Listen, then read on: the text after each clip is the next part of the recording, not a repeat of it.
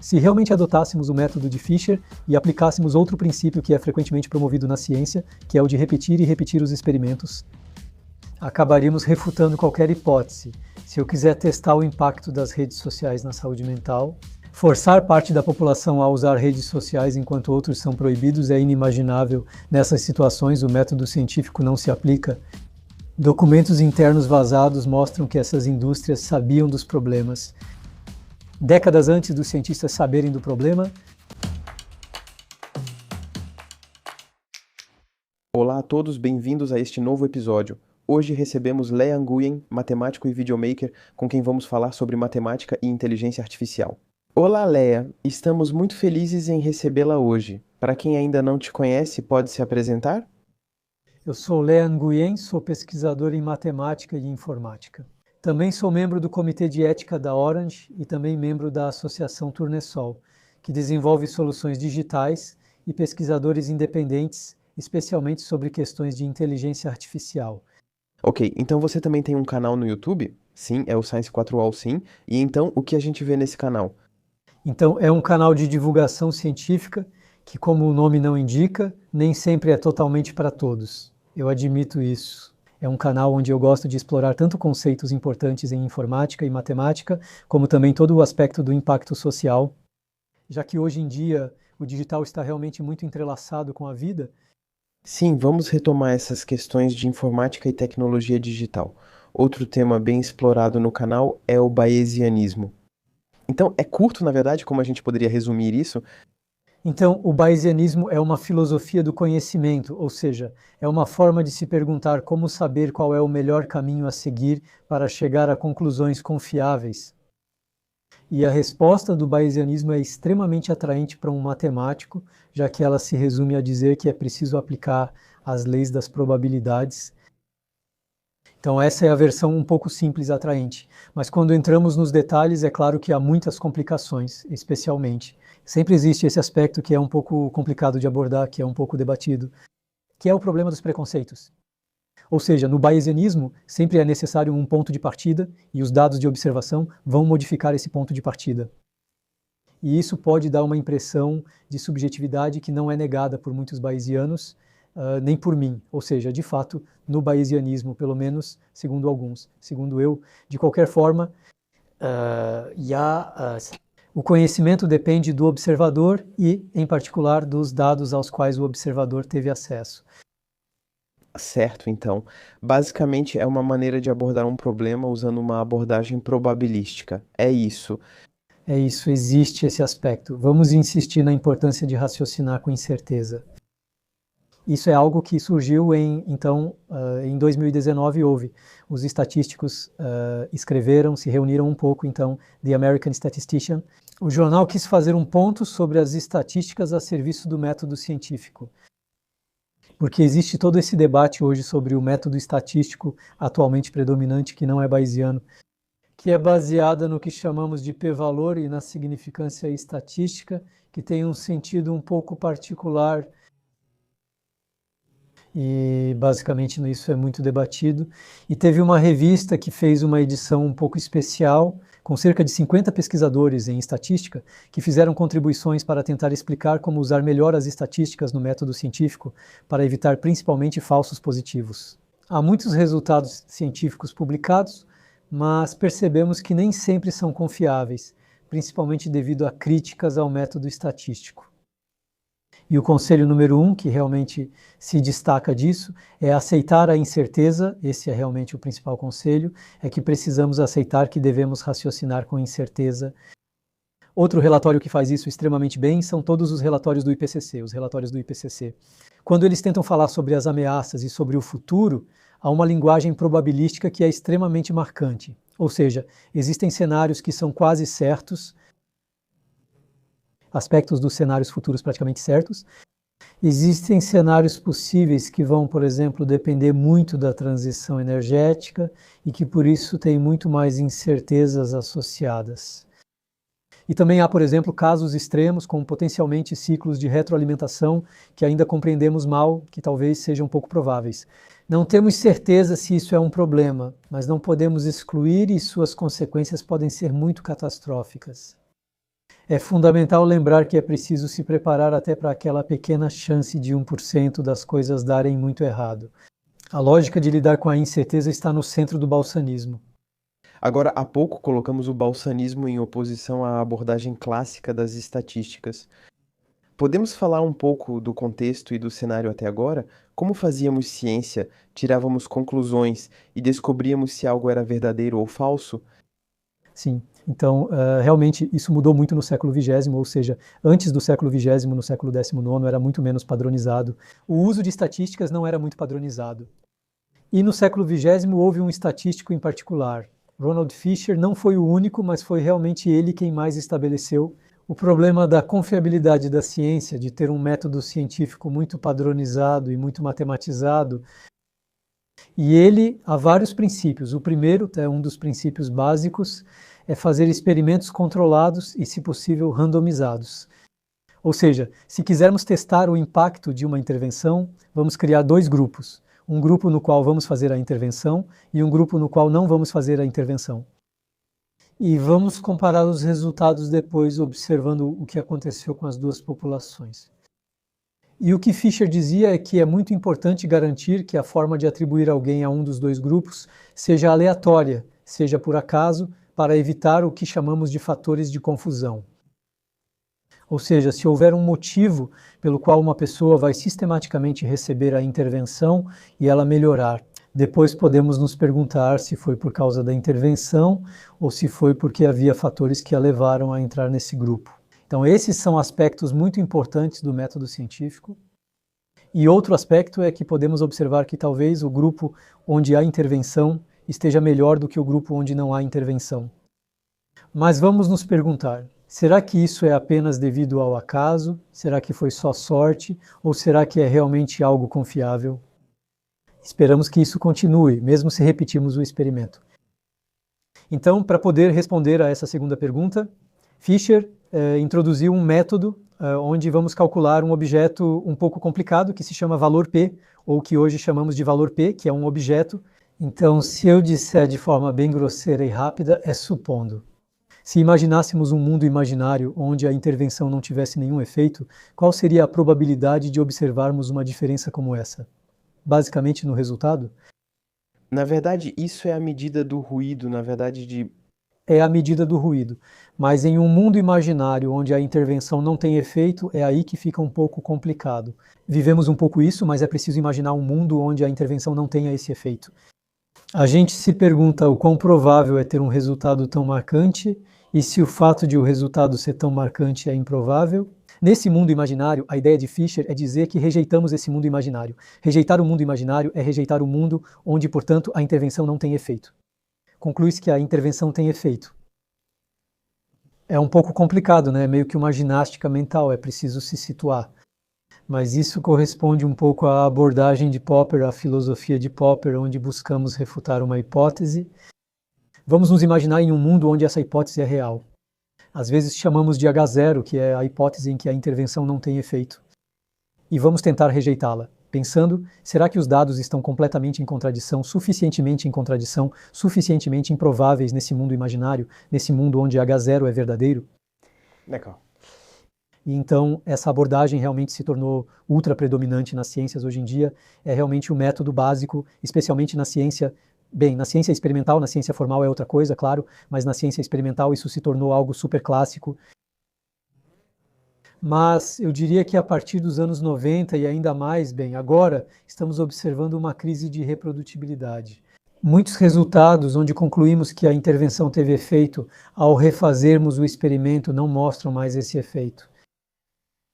E aí a gente acaba pensando que, no final das contas, o método que Fisher havia recomendado não é tão infalível assim. Mas então, isso é um problema do método ou é só o limite que tínhamos definido desde o início? Talvez um pouco baixo demais, é uma boa pergunta. O limite está claramente muito baixo. Ou seja, a gente tende a querer demais o limite de aceitação. A gente aceita com muita frequência a rejeição desse mundo imaginário, da hipótese nula. Esse é um limite arbitrário escolhido por Ronald Fisher.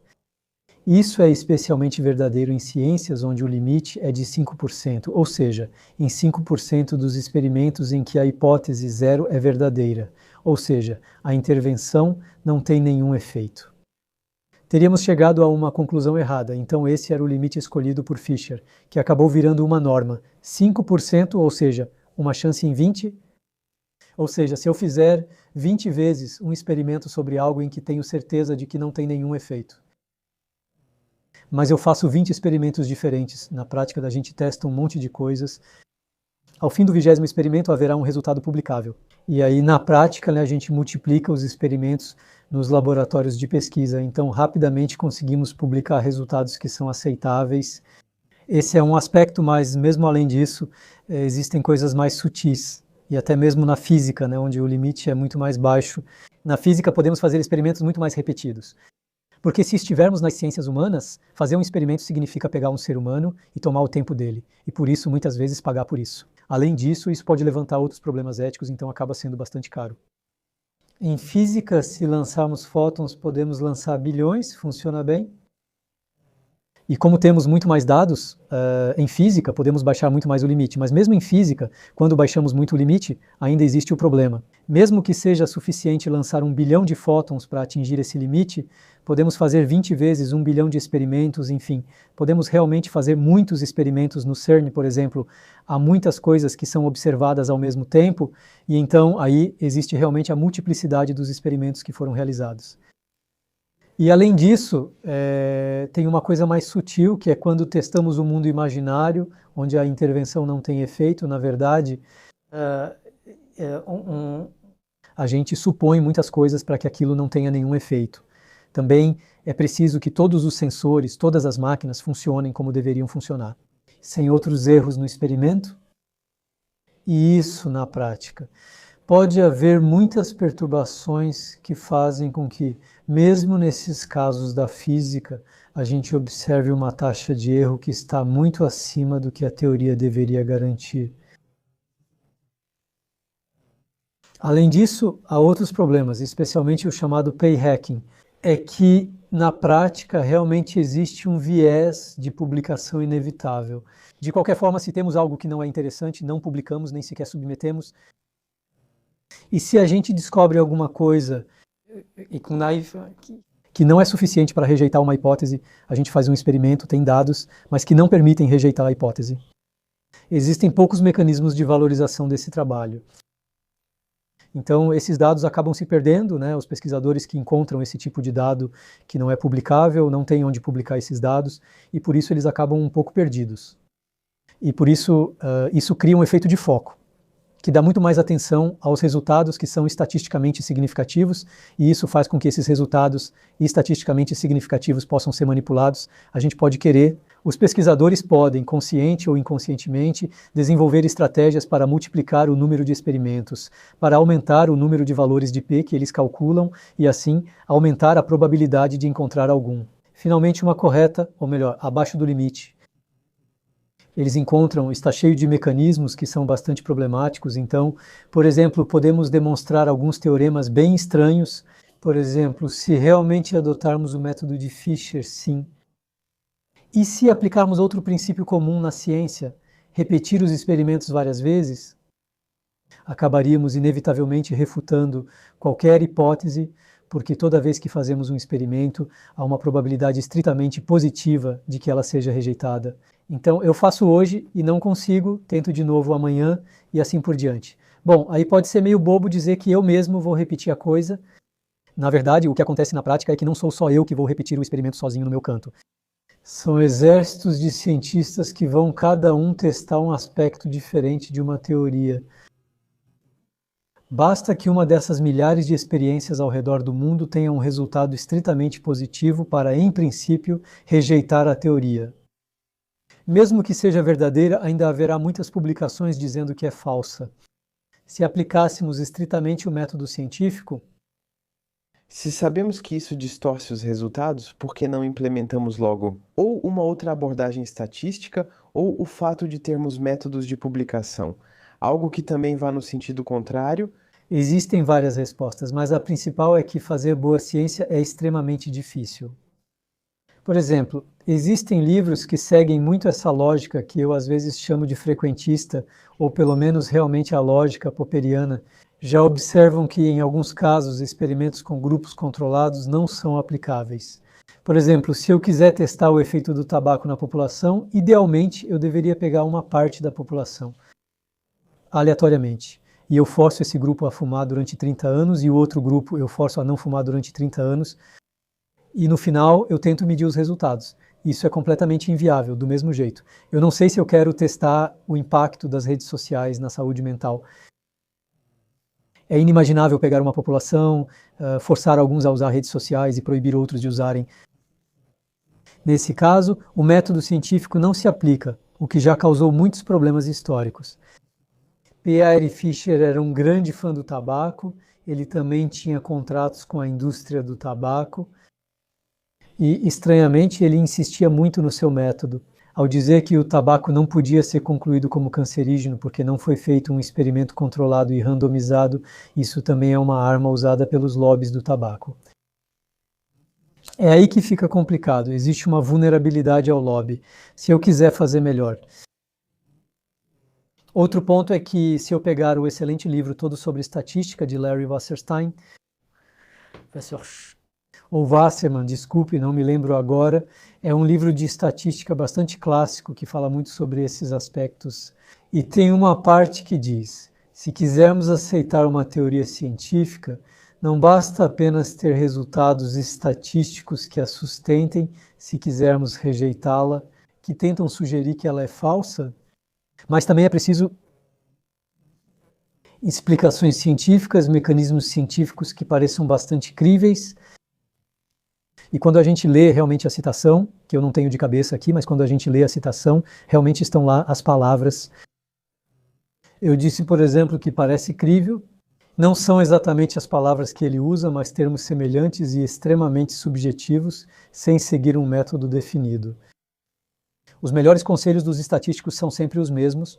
É isso que também encontramos no editorial do jornal da edição especial sobre estatísticas de 2019, é que é preciso incluir conhecimento científico na análise dos resultados, o que significa levar em conta o estado atual do conhecimento.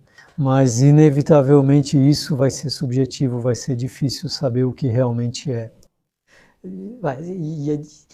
Em alguns campos. É bem fácil em matemática, não é tão difícil. Em física, tudo bem. Quando entramos em histórias, em economia, por exemplo, isso rapidamente se torna muito complicado. E aí, o bayesianismo se coloca em oposição, ele traz uma solução para esses problemas. O bayesianismo reconhece plenamente a importância de incluir o estado do conhecimento científico. Isso é o que chamamos de a priori na linguagem bayesiana. E então, ele não vai resolver esse aspecto, ele só vai admitir que isso é um aspecto importante. Mas que cada um pode ter sua própria construção pessoal do que considera ser o estado de conhecimento mais justificado hoje. O bayesianismo adiciona uma camada de incerteza, ou seja, em vez de concluir que uma teoria deve ser rejeitada, por exemplo, há uma frase comum na ciência, repetida por muitos divulgadores, de que uma teoria científica é verdadeira. Até prova em contrário, isso é completamente rejeitado pelo bayesianismo, ou seja, não há uma conclusão binária, e é mais que uma teoria, é mais ou menos crível no estado atual do conhecimento, esse é mais o tipo de linguagem que deveríamos adotar. Uma teoria hoje é crível, sabendo o que sabemos. Certo, eu entendo bem. A abordagem básica tem como objetivo saber se é verdade ou se é falso, se funciona ou se não funciona. Onde a abordagem mais bayesiana funciona, por nível de certeza, é se confiamos mais ou menos em alguma coisa. C. Isso, de qualquer forma, é um dos princípios fundamentais que fazem a diferença entre as abordagens mais promovidas. Da abordagem frequentista, não é muito fácil definir exatamente o que é da abordagem frequentista, mas, de qualquer forma, a abordagem predominante hoje nas ciências, que está cada vez menos predominante, é a abordagem mais bayesiana, onde, por exemplo, não só vamos raciocinar muito mais com a incerteza, mas também vamos tentar esses a priori. O estado atual do conhecimento é levado muito mais em conta na análise dos dados que temos no momento. E também há outros aspectos que podem vir depois. São grandes debates sobre a epistemologia das ciências. Mas, por exemplo, a ideia de que as coisas devem ser refutáveis pela experiência. Na verdade, há muitas ciências que não podem ser submetidas à experiência. Todas as ciências que analisam, por exemplo, o passado, então pode ser desde a história até a chamada ontologia, a geologia, passando pela cosmologia, por exemplo, todas essas ciências não se prestam à experiência, não vamos repetir um Big Bang. Bom, eu não tenho os meios para isso. E, portanto, elas exigem maneiras de pensar que são, de qualquer forma, métodos científicos, que não são aqueles promovidos pela versão, pelo menos ingênua, da experiência controlada e randomizada. Certo, então, existem problemas concretos que não podem ser resolvidos com a abordagem clássica, mas para os quais o bayesianismo propõe uma solução? Digamos, eu diria que são mais estados de espírito do que realmente soluções. Enfim, há coisas um pouco mais concretas, por exemplo. O bayesianismo é muito bom, enfim, foi um fundamento muito bom para análise de dados massivos, e é isso, por exemplo, que a gente encontra muito, o bayesianismo, em tudo que é machine learning hoje em dia. Então, por exemplo, se você pegar os chatbots de hoje, ChatGPT e companhia, na verdade, eles são concebidos sobre um princípio fundamentalmente bayesiano, que é o do próximo termo. Então, é uma linguagem fundamentalmente probabilística. Se analisarmos como isso funciona, basicamente é a fórmula de Bayes usada para treinar os modelos. Então é isso, e a gente encontra o mesmo em várias aplicações nas redes sociais. Enfim, no projeto Tournesol, adivinhar o que as pessoas vão preferir, esse tipo de coisa, a gente encontra muitos princípios bayesianos. Então esse é um dos casos em que o bayesianismo é operacional, digamos assim, mas existe uma abordagem, uma mentalidade que é um pouco mais geral. Por exemplo, se eu pegar outro problema que é bastante controverso hoje em dia, que é o impacto das redes sociais na saúde mental, esse é um problema extremamente importante, eu acho. Hoje em dia, isso é realmente uma das coisas mais importantes, porque estamos falando da saúde mental de toda a população mundial, então é muita coisa. E se tentarmos abordar isso de forma ingênua com as abordagens clássicas das ciências, é tão tentador dizer que não sabemos, e vemos muitos cientistas dizendo que não sabemos.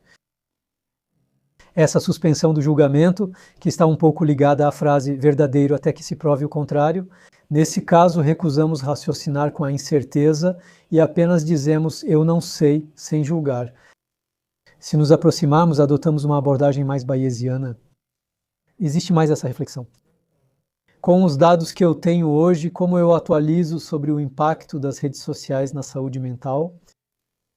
Então, muito concretamente, o fato de que as próprias redes sociais sejam extremamente fechadas, recusam totalmente colaborar, comunicar e disponibilizar dados a pesquisadores independentes.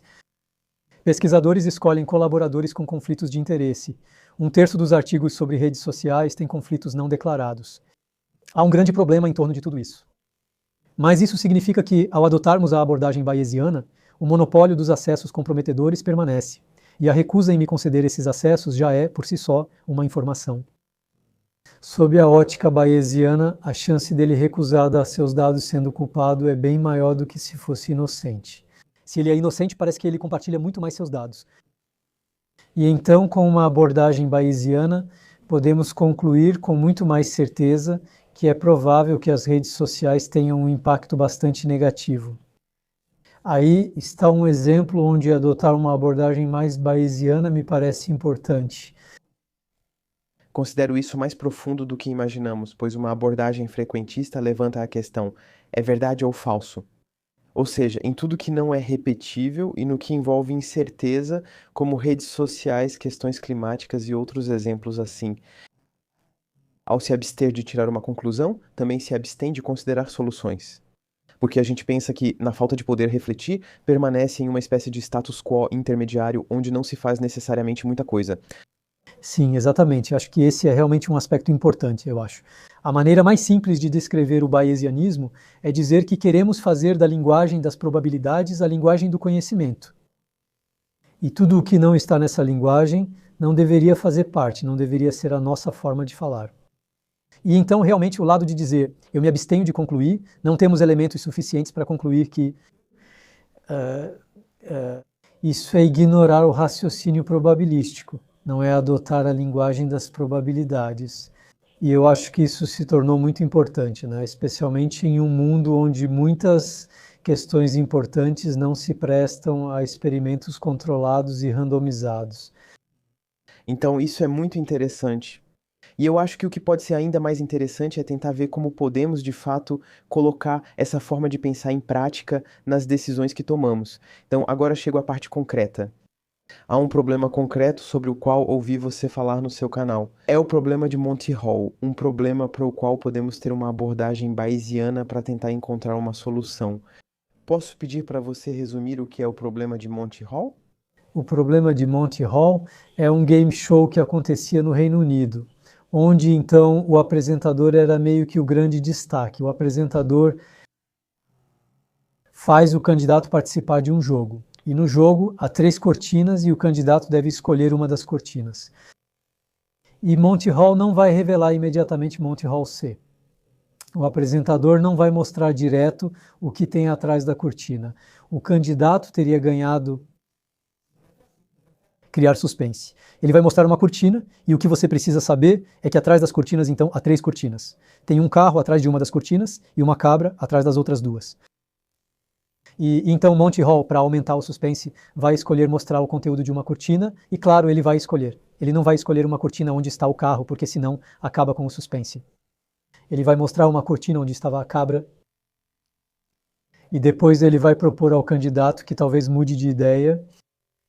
Então restam apenas 2 cortinas, a cortina que ele escolheu inicialmente e a outra cortina. E aí a pergunta para o candidato é: vale mais a pena manter sua escolha inicial? Ou será que só as cortinas que não mudam de opinião, será que não é melhor trocar de cortina? E então, o que é bastante perturbador é que realmente existe uma resposta certa, que é preciso trocar de cortina. Aumentamos as chances de ganhar trocando de cortina. E isso é extremamente contraintuitivo, a ponto de alguns dos maiores matemáticos da história, estou pensando especialmente em Paul Erdős, que não conseguiam entender isso, que realmente eram muito bons em matemática, mas muito ruins em raciocínio probabilístico. Realmente ele não conseguia. Ele teve que fazer experimentos, repetir experimentos, para perceber que, de fato, ao mudar, você dobra a probabilidade de ganhar. A gente pode se perguntar por quê. Existem várias explicações,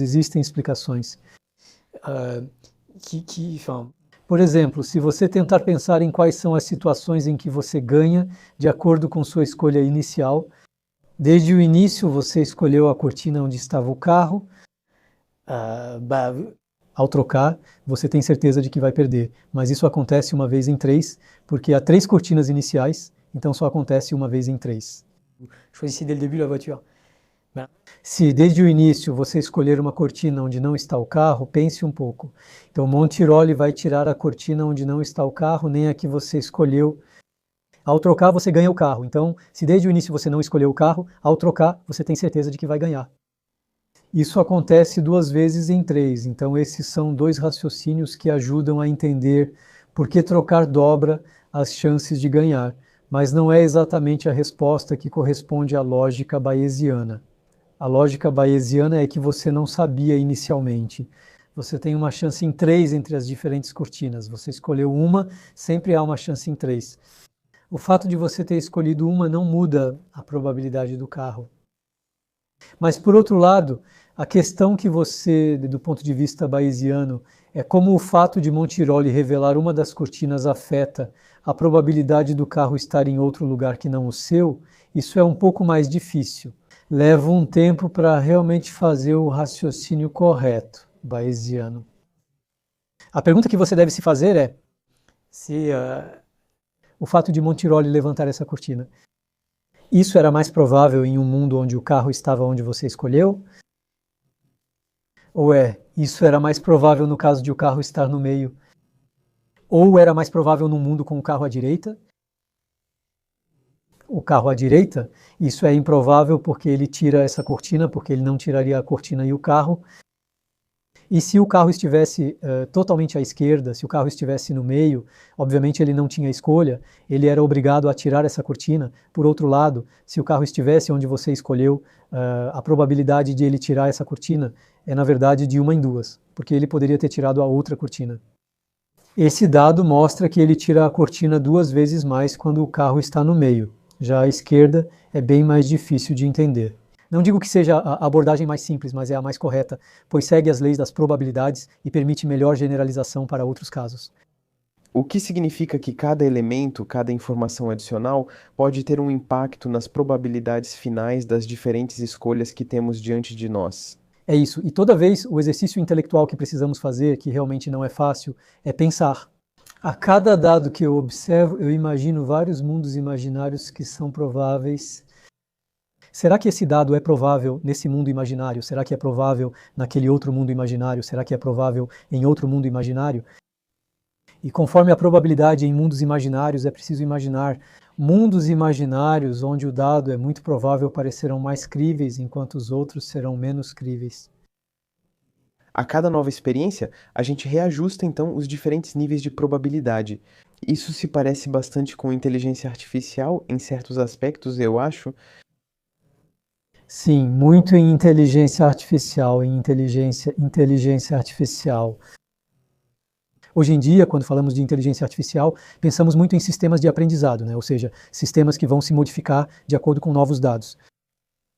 E por muito tempo, a pesquisa em inteligência artificial sempre foi obcecada pela questão de qual é a melhor maneira de modificar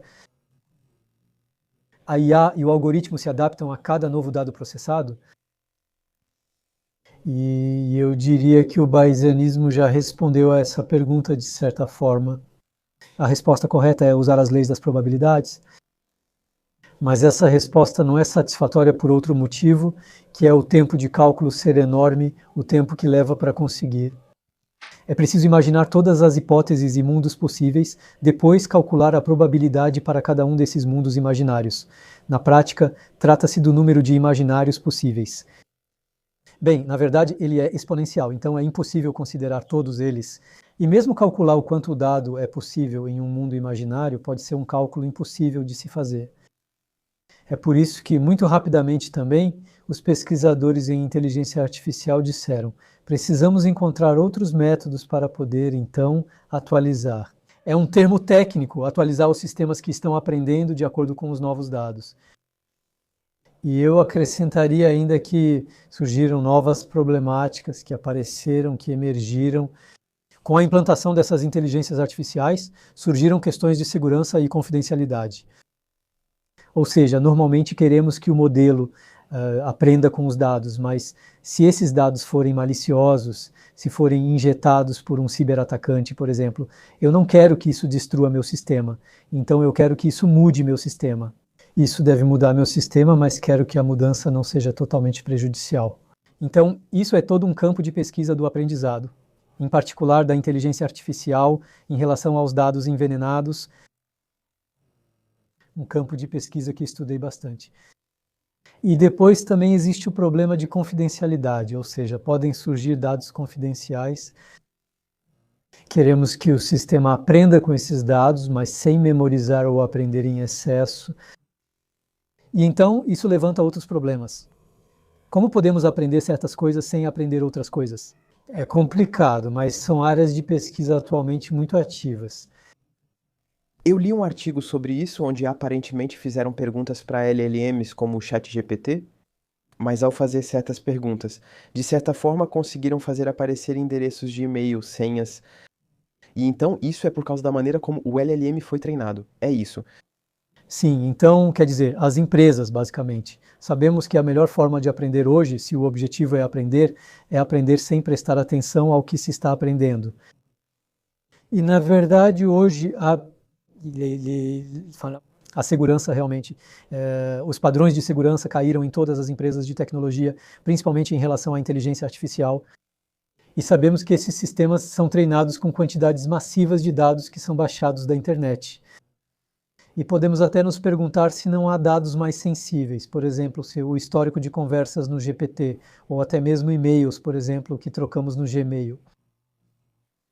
Não houve nenhuma comunicação sobre isso. A princípio, eles não fazem muita coisa errada, mas de qualquer forma, mesmo nos dados, no Twitter ou até mesmo na Wikipédia, não tanto na Wikipédia, mas em artigos de blog, há dados potencialmente pessoais, seja a pessoa revelando ela mesma informações pessoais, seja podendo haver doxing. Alguns expõem dados pessoais de outros. Na GPT, até que ponto as pessoas notam o que compartilham? Será que cartões de crédito são trocados? São dados que, de qualquer forma, é muito provável que as empresas que aprendem com esses dados não rotulem esses dados como sensíveis e aprendem globalement de ces données. Oui, a gente sabe que para aprender, o melhor é aprender e até memorizar. Esses sistemas tendem a memorizar muitos dos seus dados. E aí, isso levanta a questão. Se agora perguntarmos qual é o número do cartão bancário do Christoph? Bom, seria bom que eles não dessem. Eu preferiria. É todo um problema saber como se proteger contra isso. Então, esse é um caso de uso. Vamos dizer que é problemático e vai se tornar ainda mais problemático à medida que há uma grande discussão hoje em dia sobre como fazer IA agente, ou seja, IA que age automaticamente sobre os sistemas. E isso levanta ainda mais preocupações, porque muitas vezes, para realizar ações como, por exemplo, reservar passagens de trem, vai ser necessário ter acesso cartão de crédito ou esse tipo de coisa, ou coisas que são compartilhadas no chat, por exemplo, há agentes que são usados para manipular código, então pode haver informações no código ou em arquivos, na pasta de código, chaves secretas para poder acessar servidores de produção, por exemplo, esse tipo de coisa. E se esses dados forem fornecidos a esses agentes podem então usá-los e potencialmente usá-los de forma inadequada, ou até mesmo exfiltrá-los.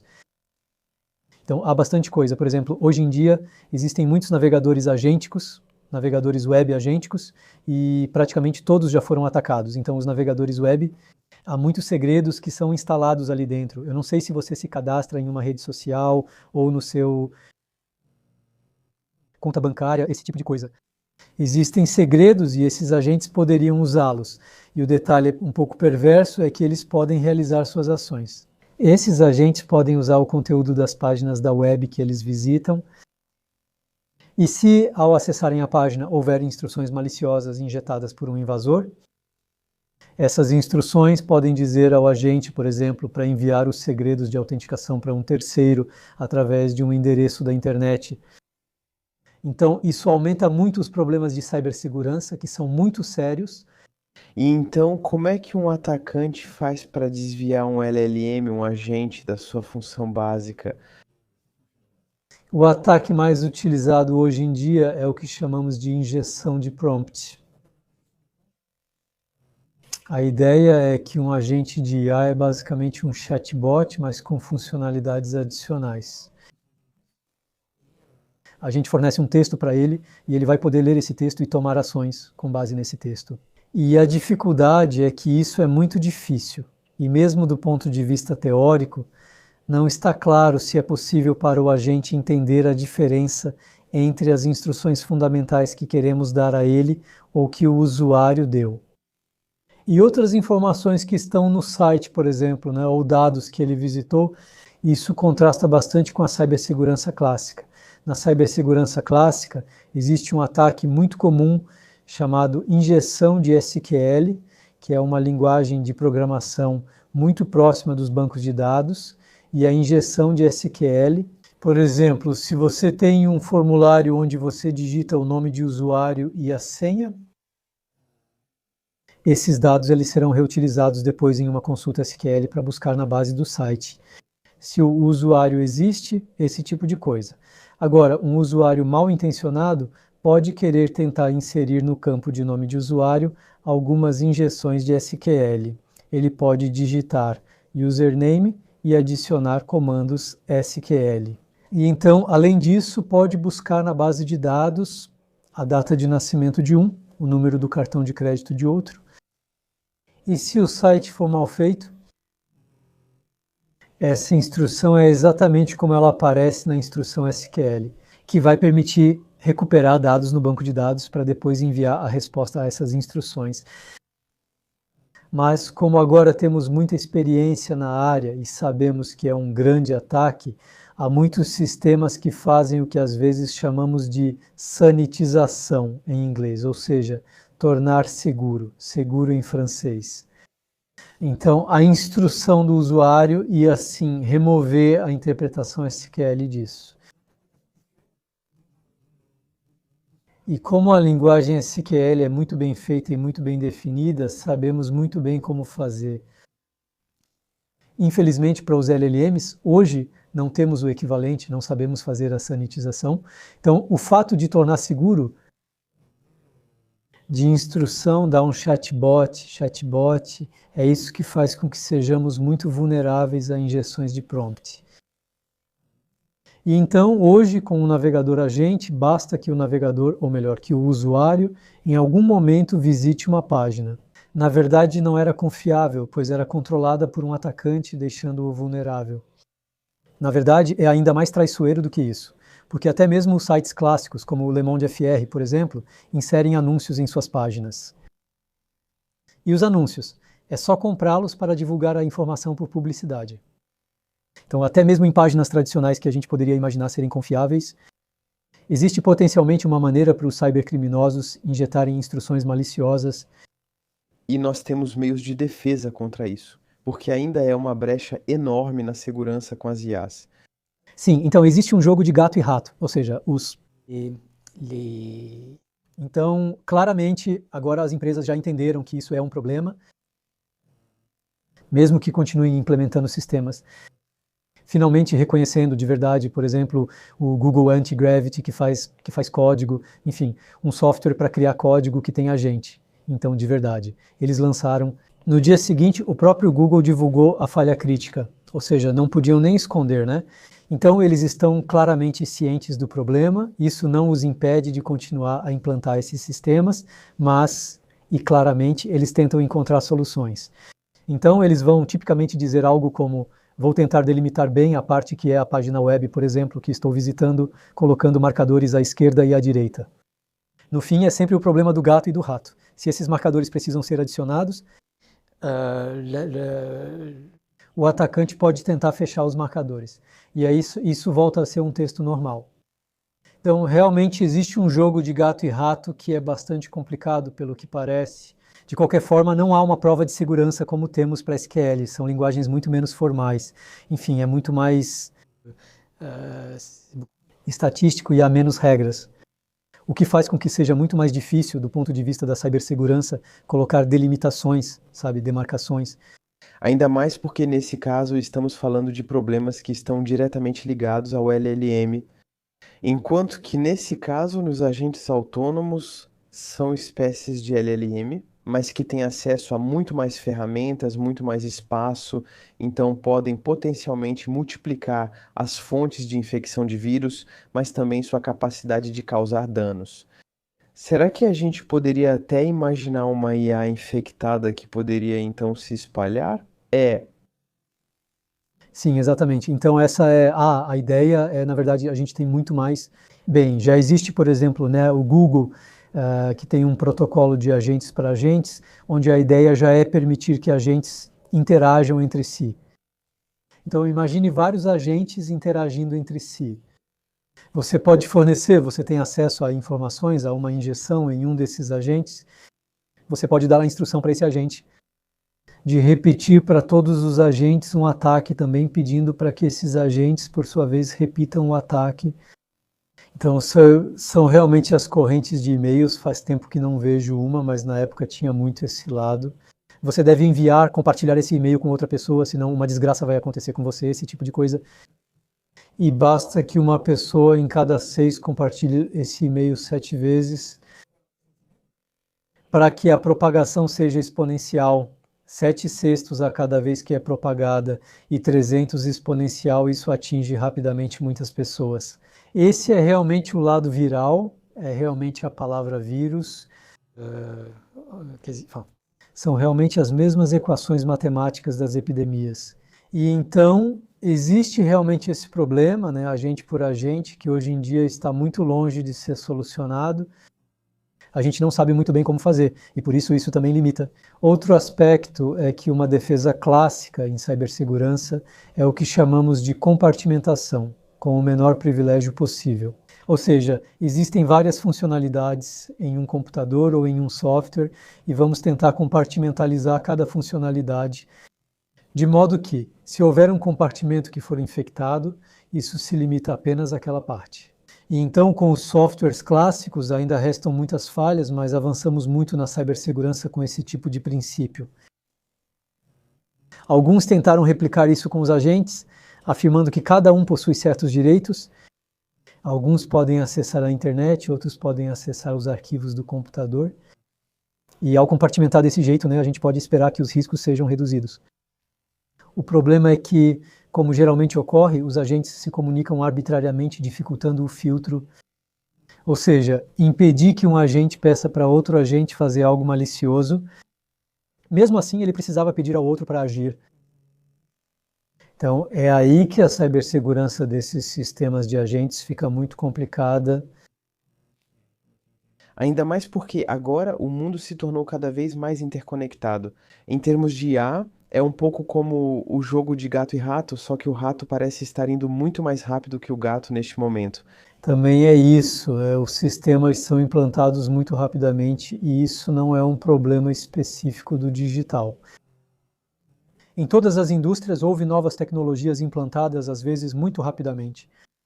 Pensávamos nos pesticidas, podemos pensar na indústria do açúcar, que colocou açúcar em tudo quanto é lugar, podemos pensar no tabaco.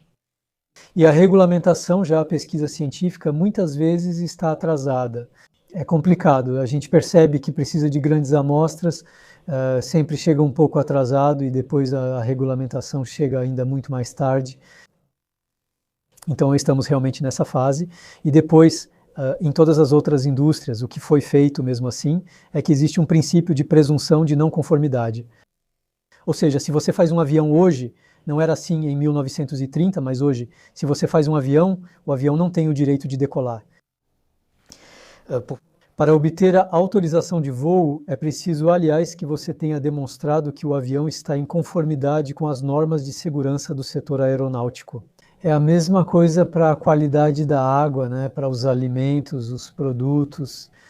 Hoje, a norma é em nível europeu, o que faz com que os produtos, para poderem ser comercializados pelo menos em nível europeu, a maioria dos produtos deve primeiro ser inspecionada para depois ter o direito de ser comercializada. Ok. Hoje, no setor digital, como podemos ver, não é nada disso. A nova versão de qualquer chatbot ou IA de recomendação é lançada assim que ninguém sequer perceba. Às vezes, só depois de uma semana percebemos que a interface mudou. É de changer? E isso é uma verdadeira vulnerabilidade. Ou seja, se amanhã houver tensões cada vez maiores, então hoje estamos gravando esta entrevista. Há ameaças cada vez mais urgentes do presidente dos Estados Unidos sobre a Groenlândia em particular. Tensões com a Europa aumentam. O setor digital dá de qualquer forma aos americanos meios extremamente fortes de causar danos. Então, eu acho que são assuntos em que é realmente importante aumentar radicalmente nossos padrões de segurança e soberania. O RGPD, Lei Geral de Proteção de Dados, é muito comentado. Existem regulamentações que permitem regular a IA na Europa ou, por enquanto, realmente não há muita coisa? Na Europa, sobre IA, existe o regulamento sobre IA, que é o principal texto legal sobre inteligência artificial. Também existem coisas que são mais voltadas para as redes sociais e as plataformas de mercado, que são o Digital Services Act e o Digital Markets Act. E em todos esses casos a lei é complexa, não pretendo dominá-la, mas ela é, pelo que eu entendo, de qualquer forma quando eu a leio. Mesmo assim, seria muito radical aplicar a lei exatamente como está. Para dar um exemplo, o regulamento da IA, que foi publicado em, não me lembro mais das datas, mas faz alguns anos que entrou em vigor. Há alguns anos nesse regulamento existem as IAs. Existem várias categorias de IA, então há as IAs de alto risco, especialmente onde existem exigências bastante importantes. E depois há uma classe que ainda é essa, que é a classe das IAs proibidas, E o primeiro critério das IAs proibidas é proibida toda IA, em todo caso, em princípio. Então, eu vou parafrasear, e não sou advogado, mas parafraseando, isso diz que toda IA é proibida. Que tem como objetivo ou efeito manipular os usuários sem o consentimento deles e que pode lhes causar dano. Vou reformular, me desculpe muito aos juristas, eu sei que não é exatamente isso, mas realmente é assim mesmo. Também existe um lado subliminar, enfim, abaixo do limiar da percepção. E eu leio isso, né? Eu comparo isso, por exemplo, com o relatório que saiu sobre a comissão TikTok na França, que é incendiário no TikTok, e onde realmente se fala de manipulação, até mesmo intencional, jovens, sabe, para incentivá-los a consumir mais. TikTok com modificação realmente deles. Tenho até a impressão de que um deles envolveria a proibição das IAs do TikTok, algo assim, sabe? E podemos fazer a mesma pergunta sobre os chatbots. Então, os chatbots, em especial o Character IA, que basicamente usa o ChatGPT para criar chatbots incorporados em personagens fictícios. Houve vários casos em que esse tipo de chatbot foi considerado responsável e, na verdade, de incitação ao suicídio com suicídio que aconteceu depois. De qualquer forma, então, aí já é realmente manipulação. E então há um contraste, eu acho, bastante marcante entre a lei e os fatos. E para mim, quer dizer, não é só para mim, muitos juristas dizem isso, é que o grande desafio não é mais regular. Quer dizer, no caso de aprovar leis, o grande desafio agora é fazer com que as leis sejam aplicadas. E isso é realmente complicado, porque do outro lado tem realmente o presidente dos Estados Unidos, várias vezes. Recentemente ele atacou Thierry Breton, que estava na Comissão Europeia, que liderava especialmente o texto sobre o DSA, que é muito voltado para as redes sociais, muito intransigente. Donald Trump atacou pessoalmente ele, quero dizer, proibindo territórios, principalmente nos Estados Unidos. Mas, de forma mais geral, há realmente muita pressão agora que vem dos Estados Unidos para não aplicar as leis sobre o digital na Europa. É verdade que isso está ficando complicado. Ainda mais porque há pouco também falamos sobre o fato de que esses algoritmos estavam sendo atualizados, que eles iam ter mis à jour, que estejamos cientes. O mesmo vale para os algoritmos de recomendação, atualizados regularmente, com regras sobre as quais não temos necessariamente controle, que nem sempre vão no interesse das pessoas. Como os atores podem interagir com a Europa e os Estados para tentar mostrar mais transparência? Existem iniciativas em andamento? O texto do DSA tem muitos pontos positivos. Ainda acho que isso não vai longe o bastante, mas já avançou muito. Nos textos, e em particular, há uma cláusula que supostamente permite que qualquer pesquisador independente, mediante solicitação, tenha acesso a muitos dados dessas indústrias. Até onde eu sei, isso ainda não foi aplicado de forma alguma. Já faz alguns anos, acho que o DSA está em vigor, e ainda mais na aplicação da lei. E para mim há algo importante no fato de eu reconhecer isso. Ou seja, se você olhar para qualquer indústria que hoje é considerada parte do mercado, indústria da dúvida que escondeu verdades científicas, eu pego como exemplo o petróleo, o tabaco, o açúcar.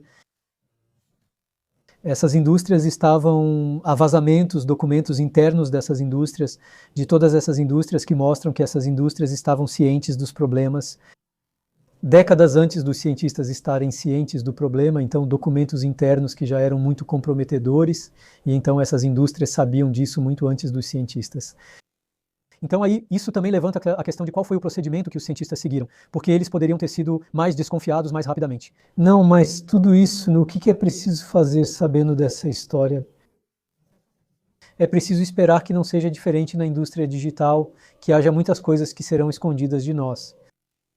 E, na verdade, já observamos isso através dos vazamentos. Também houve vazamentos de documentos, especialmente do Facebook, os Facebook Files em 2021, que são extremamente comprometedores para o Facebook.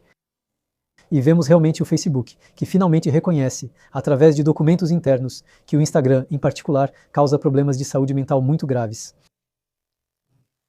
Então, É aí que a transparência é realmente muito, muito, muito importante de se exigir hoje em dia, e na falta de transparência, porque isso vai ser muito complicado, ainda vai levar anos.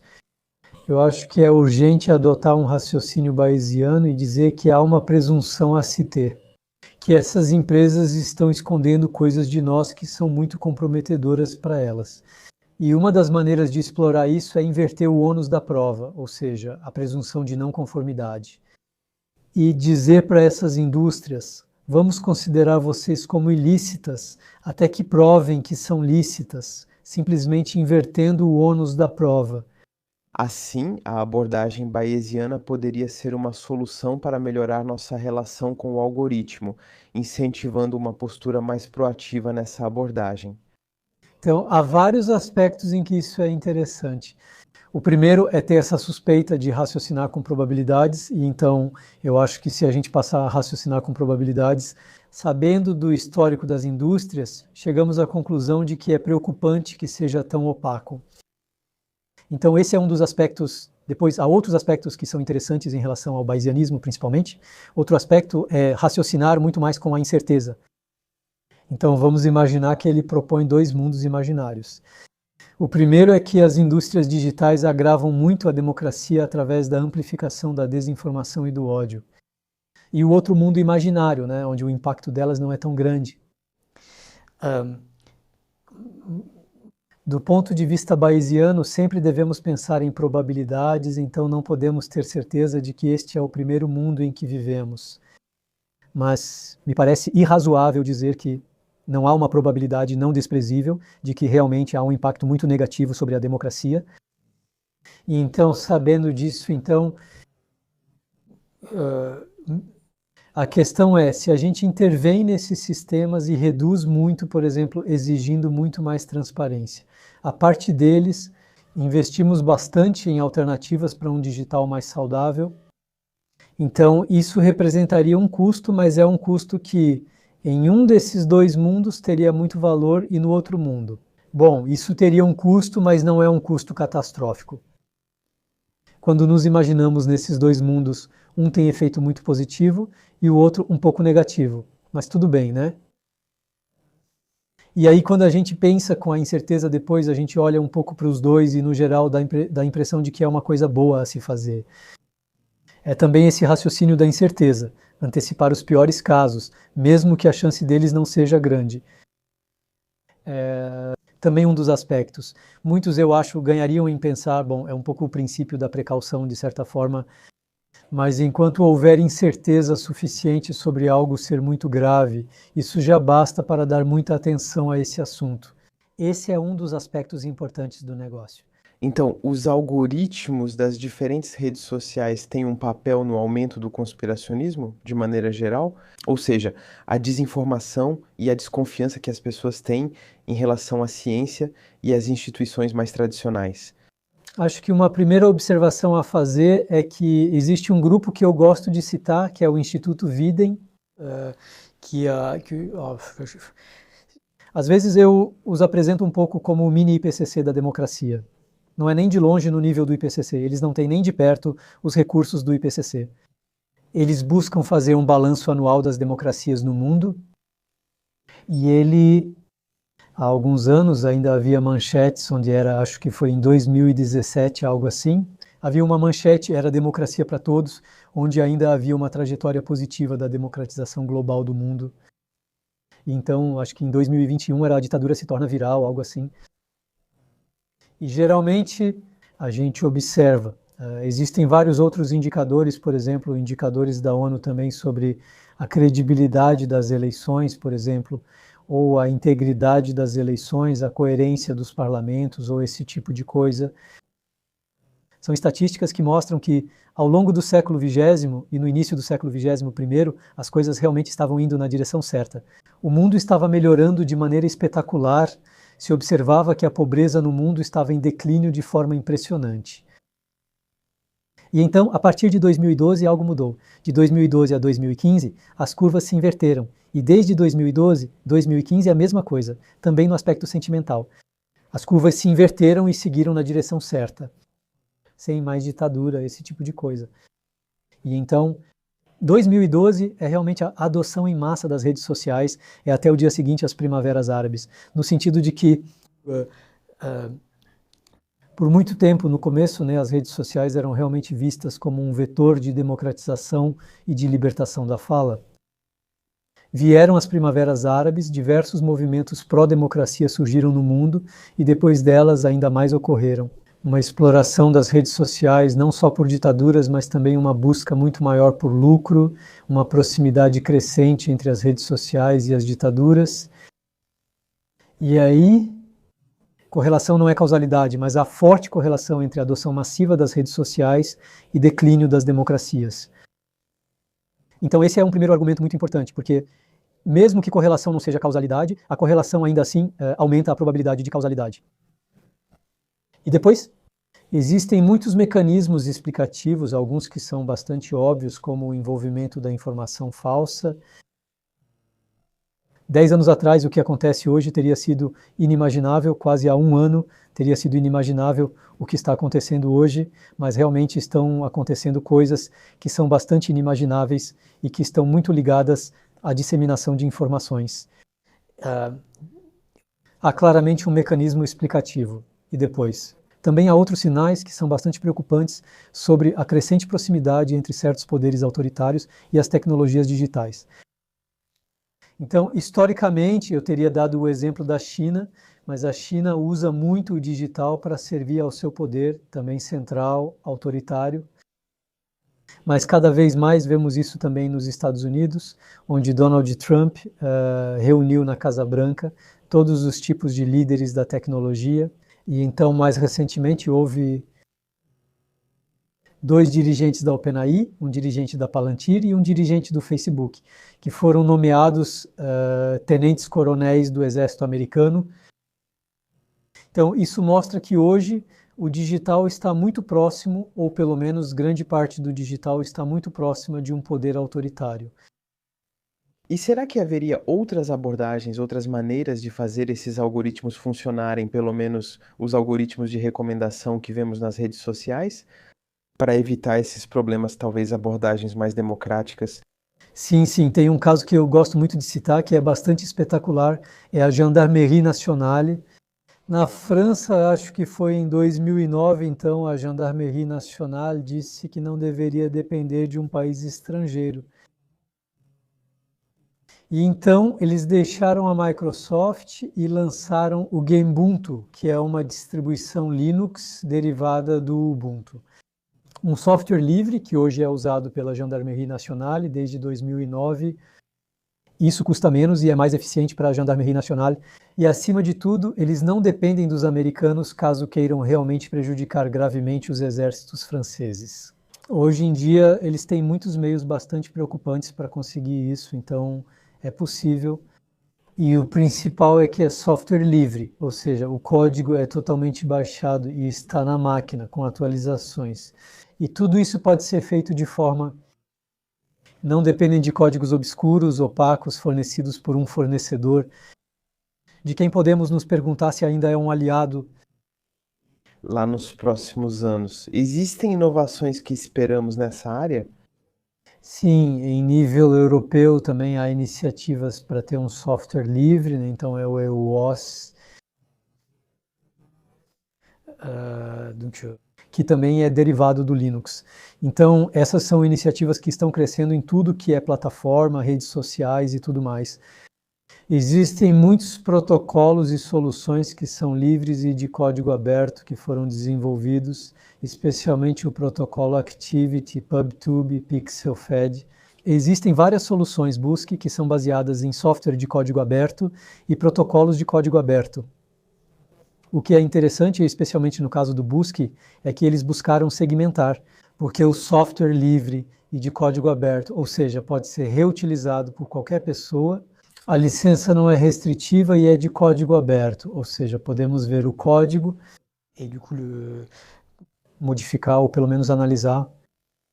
Isso é ótimo, mas não resolve os problemas de governança, pois a lei é open source e pode ser explorada por advogados. Há um problema de governança, é preciso saber quem escreve a lei e em que condições. Por isso, é importante refletir sobre a governança desses sistemas. E então, para nós, um dos aspectos importantes é separar as diferentes funcionalidades para não centralizar em uma coisa cuja governança terá impacto sobre todos que usam esse software. Uma das coisas que Buscoi fez bem foi separar as funcionalidades das redes sociais. Por exemplo, o armazenamento de dados, inclusive o armazenamento de dados pessoais dos usuários, o armazenamento dos dados que são publicados, o ato de coletar todos os dados, as mensagens publicadas, o ato de mostrá-las em um aplicativo, o ato de fazer moderação ou o ato de criar um link de recomendação. Essas funcionalidades já haviam sido identificadas pelo protocolo de Buscoi e depois, o que é bem legal, é que cada um pode tentar contribuir nesses aspectos e torná-los interoperáveis tanto quanto possível. Então, esse é o princípio da interoperabilidade. É o que fizemos com as telecomunicações hoje em dia. Se alguém está em uma rede SFR, pode ligar para alguém que está em uma rede Orange. No geral, isso funciona bem. A internet é assim. A rede, os cabos de internet, pertencem a várias empresas diferentes, mas a gente nem percebe de qual empresa está usando, porque tudo é feito para ser extremamente interoperável. E então, eu acho que é importante fazer o mesmo em diferentes áreas, em tudo que é relacionado à produtividade também, porque hoje a maior preocupação, muito mais do que as IAs generativas, na minha opinião, no mundo profissional e nas indústrias, tudo gira em torno da produtividade, especialmente com o serviço em nuvem. E há uma grande dependência da Microsoft e muitas vezes é caro sair da Microsoft porque é um ambiente muito fechado e muito difícil de interoperar com outras coisas. Mas existem soluções, especialmente na Suíça. Tem a Infomaniac, que possui toda uma suíte em nuvem que funciona, e também tem a Framasoft, que desenvolveu muitas soluções em todos esses aspectos. Framidate, Framapad, toda a suíte Framasoft. E também mais especificamente na parte de algoritmo de recomendação, porque eu continuo achando que as IAs de recomendação ainda são hoje o maior poder geopolítico. Ou seja, não é fácil desestabilizar um país ao amplificar algumas informações mais que outras. A maioria das pessoas hoje usa mais IAs de recomendação do que GPTs. E sobre esse aspecto, eu trabalho no projeto Tournesol, que é um software livre, open source também, onde a ideia é identificar colaborativamente os conteúdos de interesse geral, reconstruir primeiro o comum, porque hoje, com as redes sociais, existem muitas bolhas informacionais onde é difícil fazer diferentes comunidades se comunicarem de outra forma que não seja por insultos. E, portanto, recriar o comum, mas, acima de tudo, destacar os conteúdos de interesse geral. Porque hoje eles estão simplesmente afogados em uma guerra informacional, onde as IAs de recomendação vão dar muito mais destaque aos conteúdos conflituosos de ódio que dividem, o que faz com que hoje conteúdos de qualidade se tornaram muito difíceis. Você recomendaria alguns livros para quem quiser saber mais sobre o bayesianismo, algoritmos e inteligência artificial? Eu escrevo muitos livros sobre tudo isso, então vou fazer minha autopromoção sobre o bayesianismo. Eu escrevo a Fórmula do Conhecimento, que é realmente um livro que eu quis que fosse muito mais filosofia do que matemática, é muito mais para refletir sobre o que é pensar bem, mas é bastante matemático. Então há trechos que devem ser destacados como difíceis, eles podem ser pulados. Enfim, acho que há vários níveis de leitura e se você for muito, muito bom em matemática, acho que não vai se entediar. Você provavelmente não vai entender tudo de início, mas ainda assim. Então, a fórmula do conhecimento, depois sobre questões com muito mais implicações, redes sociais e tudo isso. Escrevo um livro chamado A Ditadura dos Algoritmos com Jean-Louis Fourquet. Onde a ideia não é só fazer o diagnóstico, mas muito mais do que isso, falar sobre o que estamos vendo. As soluções para nós, as soluções para um digital saudável, são digitais democráticos e, por democrático, entendemos conforme o padrão da democracia, ou seja, baseado na transparência. Ou seja, na democracia, as leis são públicas, ao contrário do código no espaço digital. Mas também eles são eleitos por cidadãos de maneira segura. O sistema de cartão eleitoral existe principalmente para evitar contas falsas nas eleições. Apenas cidadãos podem se expressar e cada um só pode fazê-lo uma vez. São propriedades que hoje estão ausentes no espaço digital. Também há considerações de reflexão. Idealmente queremos opiniões pensadas, informadas. Isso levanta a questão: ainda conseguimos garantir isso na democracia atual? Mas, de qualquer forma, é um ideal democrático para o qual devemos caminhar. Isso também significa ignorar os julgamentos de quem está apavorado no sofá, rolando a tela, já que esse é o uso mais comum do digital. E, por fim, um último aspecto para nós é recriar o senso de comunidade, fazer com que consigamos novamente viver juntos, chegar a acordos e ter discordâncias cordiais. O que infelizmente se tornou difícil na sociedade. E além disso, sobre os chatbots e a cibersegurança dos chatbots, tem um livro para ser lançado na próxima primavera que se chama Duas Mãos Ligadas ao Comando, que vai abordar bastante esses aspectos. Muito obrigado, podemos te encontrar no seu canal Science 4All. Vamos incluir na descrição para quem quiser. Obrigado, Li, por essa entrevista tão interessante. Obrigado.